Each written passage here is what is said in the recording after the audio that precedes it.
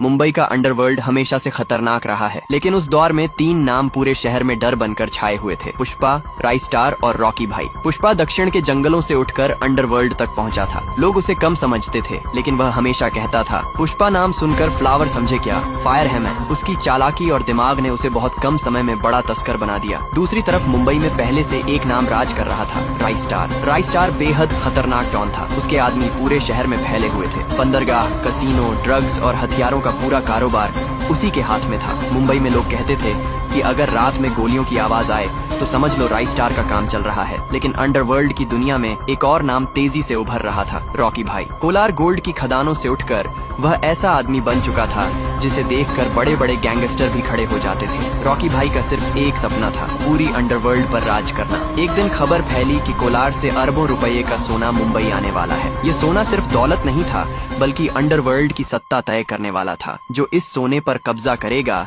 वही पूरे अंडरवर्ल्ड का असली बादशाह बनेगा। सोने की खेप मुंबई के पुराने बंदरगाह पर पहुंचने वाली थी। रात के अंधेरे में वहां तीनों अपने अपने गैंग के साथ पहुंच गए। सबसे पहले राइस्टार बोला, मुंबई में बिना मेरी इजाजत कोई कारोबार नहीं करता, ये सोना मेरा है। पुष्पा मुस्कुराया और बोला, झुकने का नहीं। तभी धुएं के बीच से भारी कदमों की आवाज आई। सभी की नजरें उस तरफ घूम गई। अंधेरे से एक आदमी बाहर आया, रॉकी भाई। उसने सिगरेट जलाते हुए कहा, अंडरवर्ल्ड में 3 लोग राज नहीं करते, यहाँ सिर्फ एक बादशाह होता है। इतना कहते ही गोलियां चलने लगी। पूरा बंदरगाह युद्ध का मैदान बन गया। कुछ ही देर में चारों तरफ लाशें बिखर गईं। सुबह जब सूरज निकला तो बंदरगाह पर सन्नाटा था। सोने की पूरी खेप गायब थी और शहर में सिर्फ एक नाम गूंज रहा था, रॉकी भाई। लेकिन दूर खड़ा पुष्पा हल्का सा मुस्कुरा रहा था, क्योंकि उसे पता था कि असली खेल अभी बाकी है। बंदरगाह की उस रात के बाद पूरे अंडरवर्ल्ड में सिर्फ एक नाम गूंज रहा था, रॉकी भाई। लेकिन कहानी यहीं खत्म नहीं हुई। कुछ दिनों बाद खबर आई कि शहर में फिर से सोने की एक बड़ी खेप आने वाली है।